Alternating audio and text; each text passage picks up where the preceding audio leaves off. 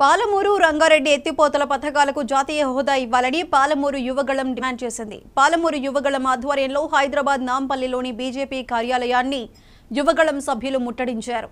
యువగళం సభ్యులను పోలీసులు అడ్డుకున్నారు. దాంతో కొద్దిసేపు ఉద్రిక్తత నెలకొంది. ఆందోళనకారులను పోలీసులు అరెస్ట్ చేసి పోలీస్ స్టేషన్కి తరలించారు.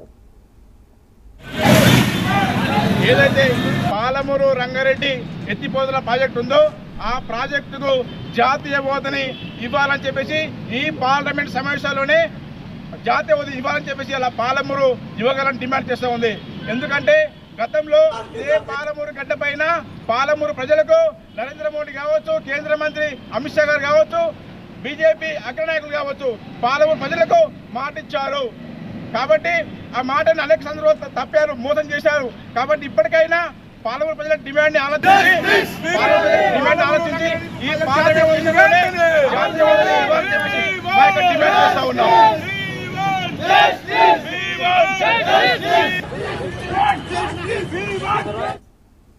జాతీయ హోదా ఇవ్వకపోగా కనీసం ప్రత్యేక నిధులు కూడా కేటాయించలేదని పాలమూరు యువగళం అధ్యక్షుడు శివప్రసాద్ మండిపడ్డారు.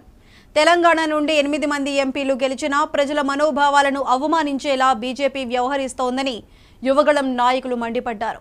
బీజేపీ పెద్దలు చెప్పిన మాటలు నమ్మి డీకే అరుణను ఎంపీగా గెలిపిస్తే ఇప్పుడు నోరులేని మూగజీవిలా పాలమూరుకు జరిగిన అన్యాయాన్ని కనీసం ప్రశ్నించడం లేదని యువగళం సభ్యులు విమర్శించారు.